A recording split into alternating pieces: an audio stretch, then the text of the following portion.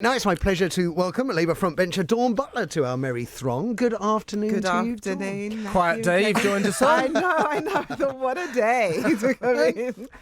Were you aware, I mean, you must have been aware because there have been rumours circulating for some time now about some breakaway movement. Ross Kemp's has just told us they're not actually registered as a political party at the moment, so we won't be able to know who their donors are. So they're just a group at the moment. But you'd heard rumours. Oh, yeah. I mean, we've all heard rumours. Did anyone tap you up, see if you wanted to join? No. I've been through the kind of Blair Brown era. I was in Parliament then, and I remember sort of all of that and people saying, you know, would you go and tell Blair to step down and all of this stuff? And I said, you know what, we're a Labour Party, so if we've got a disagreement, what we should do is go and have a conversation, have a chat, and then what we do is we establish a way that we can move forward, because we're not always going to agree. You know, we are like a dysfunctional family, but nonetheless we're a family, and so I would never get involved in that kind of fractionalisation. You believe you fix the problem from within? Absolutely, and we discuss it, we talk about it. I mean, because fundamentally it's like we are socialists. We want a country that works for the many. That's what we've always wanted. You just used the S word. You used the S word. That was banned, wasn't it, under Blair Brown? The S word, socialism. But that's interesting, isn't it? Because I came in from the trade union movement, and I remember I kind of felt a bit like an outcast. Like I was like, oh my God, I'm working class. Do you know what I mean? I'm a black woman. I'm a socialist. I'm thinking, oh my goodness, you know. And I kind of had to find my way in my feet and find out, you know, how I approached the things that I was passionate about. But I did it, and you know, and I'm glad I did. And so I'm really sad and disappointed that people have left. There is, I mean, historically now, there has been, rather like the Tories have their Eurosceptic and Europhile issues or division within Labour, you've had the militant, as it was back in the day, that John Smith and then Tony Blair sort of did their best to rein in and control. And then under Jeremy Corbyn, you've got Momentum, which has some echoes of militant to it. It's very, very active. It's really out there. It's doing, one might argue, great guns for that the sort of the left within the party. The trouble is just as the Tories can't reconcile those that love Europe with those that hate Europe, it strikes me that Labour has almost exactly the same problem. It is unable to reconcile those who favour a more Blairite centrist approach and those who favour a socialist approach. And I can appreciate that it must be very difficult for the party itself to have swung, one might argue, from the Blairite centrist approach to a more leftist agenda. And that's difficult for some of the Blairite MPs. Yeah, but then I think to myself, well, you've got to look at what it is we're trying to achieve, and is it bad? Do you know what I mean? Is it bad that you want to make people's lives better? Is it bad that you want to make sure that people pay less for their electricity or less for their water? Is it a bad thing? You think, well, it's not bad. So what can you really be against? Well, you could be like Shukar Amuna, have a huge Remain constituency, and he'll be sitting there thinking, well, my leader, you know, he doesn't seem to be embracing a people's vote. I mean, he has given it some sort of tacit nod as a possibility, and he'll be feeling out maybe that my party isn't representing the needs of my constituents, and therefore I must represent my constituents first. Yeah, but I think the thing with being a leader means that you don't have the luxury to just choose a side just like that. I mean, yes, of course, it'd be great if, you know, those people that want to leave will say, right, okay, my leader says leave, or those people who want to remain say, okay, my leader says to remain. Ultimately, and it is a difficult path to tread, to say, okay, let's look at this situation. How best do we handle it? How do we look at those people who voted to leave, 17.4, those people that voted to remain, 16.2? How do we look? How do we discuss? How do we talk about the sensible way that we can move forward? How do we sort of tease out all of this? I almost swore then. Tease out all of this, rubbish that the Prime Minister keeps coming to Parliament with. How do we tease it out? How do we put it so that the public can see what the offer is and can see how dangerously the Prime Minister is trying to run down the clock so that we have a no vote? And when we do it this way, people then get a greater and a better understanding and knowledge of what's before them and what's being presented to them. If you just say, okay, we just want to do X or we just want to do Y, how are you taking into consideration how people think or how they voted? I mean, I don't want to labour the Brexit point, but it would be fair to say certainly Shukra Amuna has been very, very clear about what he wants in terms of moving forward with Brexit.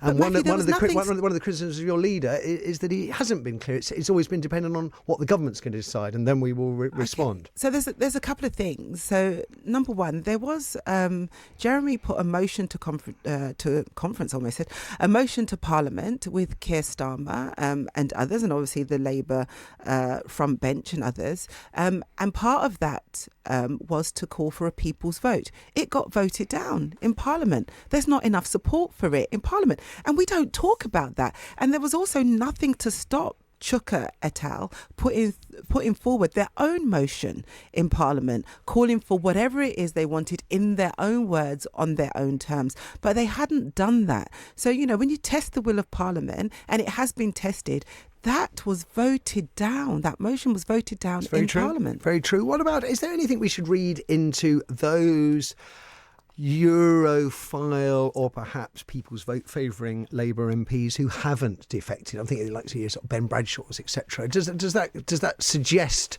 that what we're looking at here may be nothing more than the old Gang of Four 1980s split with Jenkins and Co? I don't know what it reflects, but I would say that the most important thing... Are you surprised it's only 7 Labour MPs that have gone? Well, those 7 names have been bandied around for a long, long time, and others as well, but they're not there. The others, yeah, and I honestly thought that it would have been cross-party, but I think I suspected that they were also. I mean, this is my suspicion that they would have loved to have a Tory MP in there or a Lib Dem MP, but they're not there. So again, does that suggest they're not going to catch fire? I don't know, but I think that, it is a sad day. I mean, I kind of felt depressed this morning because I just thought, I don't want this to happen. I don't want anyone to leave the party. I don't want MPs to leave the Labour Party. I don't want MPs to feel that they have to leave for any way. I want us to be able to, to fight it out. And I also don't want us to give a gift to the Tories. They're falling apart. They're responsible for the mess that we're in. And I just thought, why should we give them a gift? I mean, why do we always do that to ourselves? It's just, if you go back historically, more than 100 of you voted no confidence in your leader. 130 odd, wasn't it? And again, it was, and yet only 7 leave. But again, it was at a time as well when the Tories were falling apart, and we decided to have our own internal. I don't think people will look on us kindly and say, I don't either. Say, this time in, when we have Brexit, at this time we have this Brexit debacle, when it's really, really, when the country's split, we decide to have this internal fight. But we have to, just make sure we reach out to everyone and make sure that it doesn't, Sorry, I'm going to get your phone snaffled away from you there, Dawn. I can imagine there's lots of important stuff going on. Do you think, Dawn, is there any credibility in those stories that up to 100 Labour MPs are facing deselection? Because if that's true, then presumably many of them may feel like defecting to the, what are they called, the independent group, the Tiggers. Yeah, so that's the thing with how everything is presented in the media. We're all facing deselection. That's how the party structure works. It's called a trigger ballot, and every single MP has to go up against their COP and face a trigger ballot. We all do. That's how the party works. So it's not that anyone's facing deselection. It's just that nothing's changed in terms of the process. It's the normal process. Some might feel more vulnerable, but it's just the normal process. And we just have to make sure we kind of stand strong, stand our ground in terms of what we believe in as a Labour Party. The antisemitism row or situation or allegations continues unabated. Luciana Berger this morning at the launch of the independent group said that anti-Semitism within the Labour movement had been responsible to a greater degree, I think, for her departure. Michael Duggar, the former, I think, Vice Chair, Party Chair under Ed Miliband, he's quit the party at the weekend. with a very long address to the Sun on Sunday, again complaining about anti-Semitism within the party, and that Jeremy Corbyn's, I was there but I didn't participate line just isn't good enough. Is this still, as some people say, it's being ramped up by right-leaning media trying to do Jeremy Corbyn over, or is there actually a problem within the party? Well, a problem that may be fixed by this? Well, the thing is that Jenny Thornberry, who's the new General Secretary, has worked so hard. She's been in less than a year into this new role. She's doubled all of the bodies that oversee any form of what can be classed as disciplinary process within the party. She's doubled an anti-Semitism part within the party. She's got legal counsel. There's the NCC, the National Committee. She's doubled those numbers of people on there so that they can see cases and hear cases quicker. So things takes time. And within, 7 months she's been in post, she's changed the process so much. And she's trying her best. She's brought people in. People have been critical of the party. She's brought them in. She says, what else do we need to do? How can we address this? How can we make sure that we're not seen as a party that's anti-Semitic, because we are not, but we're where we have an issue and a problem. Let's root it out. And she's done her utmost and her best to do that. And so Duggar's gone too soon. He should have stood around to see the improvements or the benefits of her. Well, yeah, nobody has done as much as Jenny has since she's taken over as General Secretary. And I think if somebody thinks something's not right, do what I would do. I will go to Jenny and I say, look, I think this isn't right. This is what I think should happen, and I'll help you achieve that. Jenny will say thank you very much, because she wants as much help as she possibly can get to resolve the issues to the satisfaction of everybody involved, and fairness, and make sure there's fair procedures in place. To offset the perceived anti-Semitic problem within the Labour movement, I see my talk radio critic and one-time Labour Party member George Galloway has pointed out that the seven, Luciana Berger, Chris Leslie, Angela Smith, Gavin Shooker, Mike Gapes and Coffey, have all been or are currently friends of Israel. And that he's then saying, this has got nothing to do with anti-Semitism. This is a sort of pro-Israeli, pro-Netanyahu support group. Not for the first time. I don't think that's a helpful comment to make in this situation.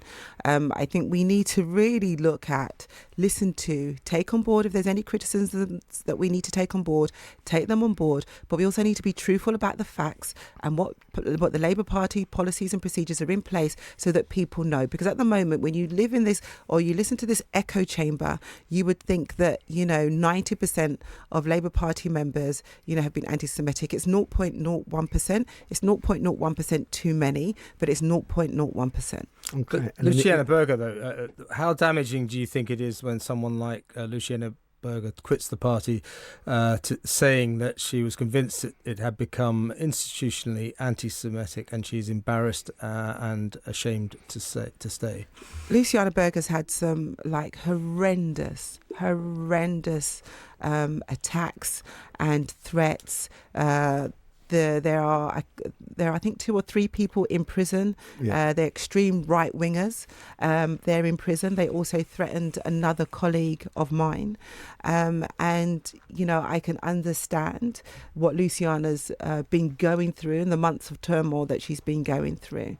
I think, as I said, Jenny's worked really hard to ensure that there's no Labour members involved in any of those threats against Luciana. And in the interest of balance, of course, we hear very little about the Tories' problems with Islamophobia, despite being decried by Tory MPs and members of the House of Lords. And we saw in that discussion with Hope Not Hate the rising levels of Islamophobia in this country. And little seems to be done to bring that under control. And the rising levels of the extreme far right, and the police and have all said we are ignoring the rise of the far right. Well, if it would be fair to say, dear listener, that I've known Dawn Butler a very long time, that you do look upset and yes, ever so slightly grieving. I know it is. It's a sad, yeah. I will put it to both you, Dawn, and to the listeners that if it's tricky trying to work out the importance or not of this Gang of Seven or Magnificent Seven, the breakaway movement in Labour, that dealing with Shamima Begum and her newborn son is even more problematic for any right-thinking member of society. And that's what we're going to be doing next. Ahead of Eamon Holmes, who'll be here at 4, he's going to be talking to the lawyer representing Shamima Begum. Here's Kevin with an introduction really about the problems her case poses for all right-thinking people. Kevin. Well, yeah, I mean, the point is, according to the newspapers today, a furious nation is up in arms over British jihadi bride Shamima Begum and her plea for sympathy after revealing she had a good time in the ISIS caliphate and didn't mind the brutality and beheadings because they were Islamically justified. I'm quoting her there. But was I alone in watching that strange interview on Sky News and thinking that this emotionless teenager seems totally detached from everything around her, including, disturbingly, her newborn baby son? It looks like there's something profoundly wrong with her, and if she doesn't deserve her sympathy, she certainly warrants help and, dare I say it, mercy from her home country. Either way, while everyone gets hot and bothered about Shamima's fate, legally speaking, the UK has no choice but to accept her back to these shores, not forgetting her baby. Miss Begum is a British citizen and always will be, end of. And with the caliphate in the final stages of destruction, this girl is unlikely to be the last jihadi bride begging to return to Britain. Well, Donald Trump was saying, if we don't step up to the plate and do more, I like to think he was talking about other countries on the global stage, then we could have hundreds more of these people coming our way, courtesy of him. Yeah, so I'm wondering what Dawn thinks. I would contend we'd better get a policy in place pretty damn quickly about all this, don't you think? Yeah, I think the government has to outline where we stand legally, and we know that Miss Begum is a British citizen, and so you cannot just make somebody stateless, even when they've joined your avowed enemy. Oh, you can't. You can't. I mean, what we have responsibility to do is to make sure that that person is not a threat to the country, and what are the stages and the steps that have to be taken to ensure that they're not a threat to the country. There's no help. You don't go over and collect people and bring them back. There's no kind of rescue plan or anything like that. But I think the government has to be clear. It strikes me that it's an impossible situation to be dealt with to anybody's satisfaction. You bring her back and you have, legally you can't not bring her back, but you bring her back, and the concern of the communities in East London where she grew up and where she was raised is that we will then be viewed as harbouring terrorists or light on terrorists. You bring her back and it's possible she could, although you imagine she'd be heavily watched and monitored, but being watched and monitored doesn't stop necessarily terrorists from going about their evil tude. We know that from Manchester. She could spread. I mean, it's just so many questions. But alternative, if you don't bring her back, she can do all those things outside if she was still, in any way active or hell-bent on destroying Western civilization. She could do that outside of the UK. You can't win. I know, but there's no way she can just come back. I mean, technically, she has to go ISIS is to a Iraq. barbaric, organisation. You can't. She just can't come back. She has to go to Iraq. And then go to which is the nearest British consulate, and then ask for help, and then we do have to get her back. And I think she'll probably go to jail for membership of a terrorist organisation. Let's not prejudice their trial when no charges have yet been made. Of course, the difficulty is how do you find witnesses to confirm all of this? All we know is she toddled off to an She airport. cannot deny membership of a terrorist organisation, obviously. No. But that'll only get her a couple of years or something. Yes, and of course we have met, politicians have met members of terrorist organisations before, haven't they? I suppose, going back to Kevin's point, though, you've got potentially hundreds more coming back. Now, John McDonnell yesterday said, when he was asked specifically about her case, we need to judge each case on its own merits or lack of merit. Each individual case. Surely, is that really necessary when you think, if you've gone away and joined our avowed enemy, what more do we need to consider? Well, as you say, you have to have due process. I mean, we can't let go of the fact that we have to have due process. I mean, I agree with Kevin. I think she seemed really, really detached, and she seemed like she had sort of mental desensitized. Yeah, and I mean, it was shocking to me, but it also reminded me of some young people who commit crimes and they're just so I don't get it, so we have to understand that, but there has to be due process, and they have to be properly investigated, and they have to be punished accordingly. It's not something that can ever be condoned. I mean, it's shocking at any measure. But there are just the final thought. There are just quite clear. I mean, that there is a lot of anger about the prospect that someone who may very well have intended to do us harm could be coming back to this country, that hundreds more people likewise. But I mean, the Geneva Convention says it's illegal for countries to make their citizens stateless. Do we need to look at maybe challenging that, finding some new legal framework and actually to disenfranchise these people, to remove their citizenship? I mean, if that's what the government thinks needs to happen, then the government needs to put that before the House and the country, and we all need to be fully informed of what's going on. I mean, I'm quite concerned that, the government's saying different things, and I'm thinking, well, what is actually going to happen? What is the plan and what's going to happen? Because you're right, you can't just have people making their way to the country, into the country illegally, and then being in the country, and then we've lost track of people. That is not acceptable. So what is the plan? And there needs to be a plan. I mean, you can't have Trump in control of what he said, because that's quite nervous and worrying in terms of Trump's stand in saying, if you don't do your bit, we've done the lion's share, we're going to let all these people roam wild. That's worrying in itself. So it shows you that we need to have, our government needs to be a leader and say, right, okay, this is what we're going to do and this is how we're going to deal with this situation. Exactly. It's imperative we need that they a policy, do that. Don't we? Yeah, we We need really a policy and a plan. It's imperative. Dawn Butler, Shadow Secretary for Women and Equalities, Labour MP for Brent Central, lest we forget. Thank you very much for giving up your time. I hope we can make this a regular thing, and really on what must have been a very difficult day both for you personally and for the Labour Party.